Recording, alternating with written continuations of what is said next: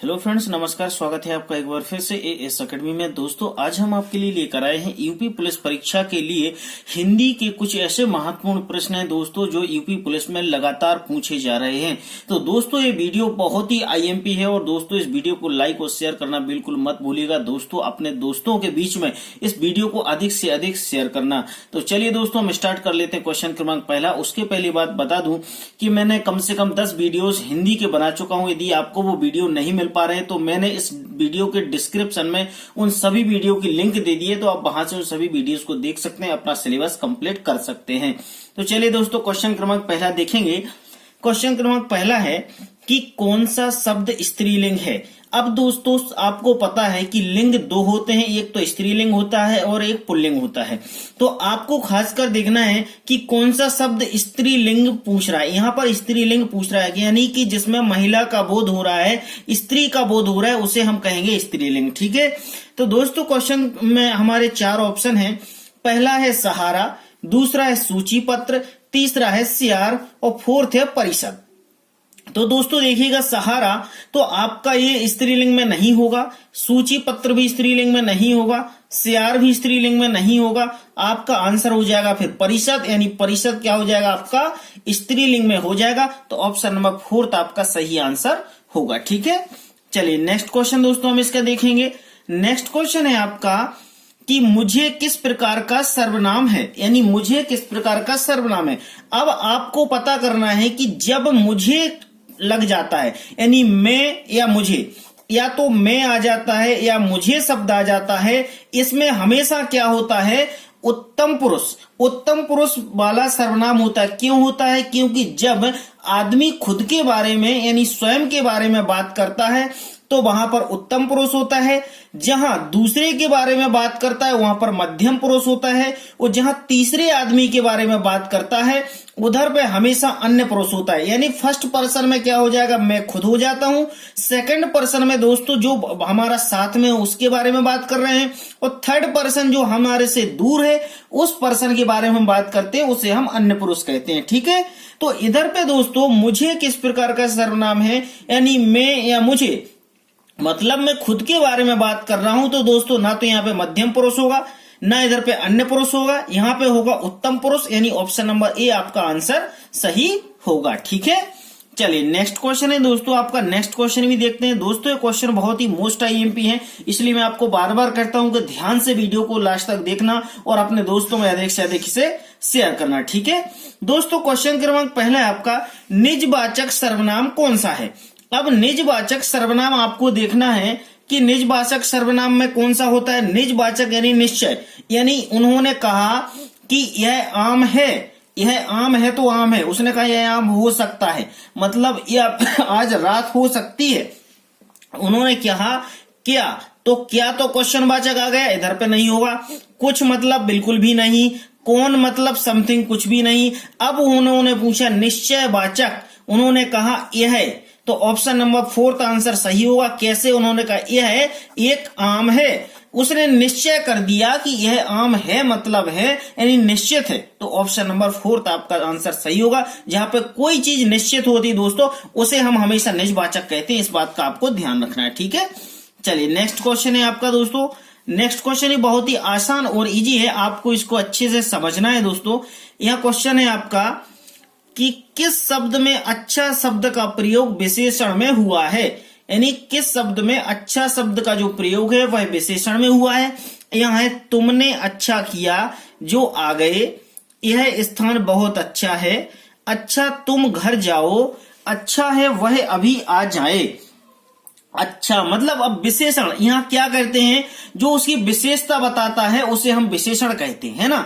यह स्थान, अब इसमें क्या कहा, तुमने अच्छा किया जो आ गए, यह स्थान बहुत अच्छा है, मतलब इधर पे एक स्थान की विशेषता बताई जा रही है कि यह स्थान कैसा है, अच्छा है। तो मतलब ऑप्शन नंबर आपका सेकंड आंसर सही हो जाएगा, यानी जहां हमारी विशेषता बताई जाती है उसे हम विशेषण कहते हैं। ठीक है। चलिए नेक्स्ट क्वेश्चन दोस्तों देखेंगे। नेक्स्ट क्वेश्चन बहुत इजी और आसान है दोस्तों। क्वेश्चन क्रमांक पहला है, इधर पे निम्नलिखित शब्दों में से एक शब्द पुल्लिंग है, उसे बताइए। अब इधर पे आपको पुल्लिंग बताना है, पहले आपने स्त्रीलिंग देख लिया।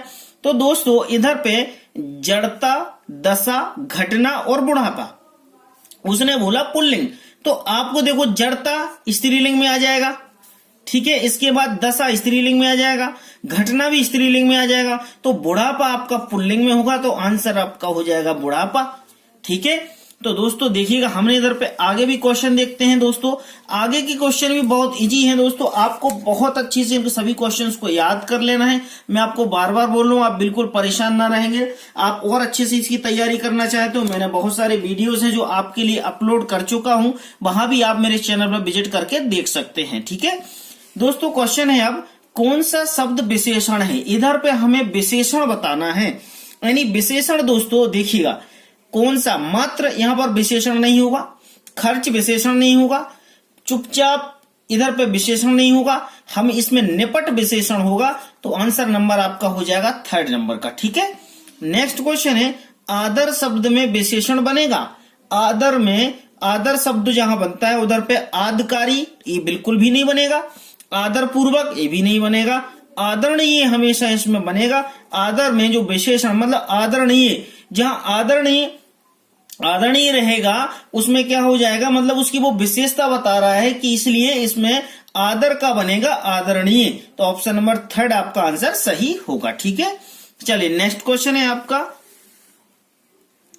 ये है निम्नलिखित शब्दों में से कौन सा शब्द विशेषण है? अब इधर पे आपको विशेषण बताना है, तो विशेषण दोस्तों आपका कौन सा है? शीतलता, मिठाई, नम्रता या सच्चा। अब इधर पे कोई भी आदमी सच्चा होगा, मतलब उसने कहा वो बहुत ईमानदार है, मतलब वो ईमानदारी उसकी क्या हो गई, विशेषता। तो इधर पे जो विशेषण बनेगा दोस्तों वो सच्चा विशेषण बनेगा, तो ऑप्शन नंबर पहला ही आपका आंसर सही हो जाएगा, ठीक है। चलिए नेक्स्ट है आपका दोस्तों क्वेश्चन है, सुंदर शब्द का स्त्रीलिंग क्या है? अब सुंदर शब्द का स्त्रीलिंग देखना है। सुंदर शब्द का स्त्रीलिंग क्या है? सुंदर शब्द का जो स्त्रीलिंग होगा वो सौंदर्य या सौंदर्यता या सुंदरता या सौंदर्यीकरण, तो दोस्तों सुंदरता होगा, ऑप्शन नंबर 3rd आंसर आपका सही हो जाएगा, ठीक है। नेक्स्ट है, मैं कलम से किताब लिखता हूं, इस वाक्य में मैं कौन सा कारक है?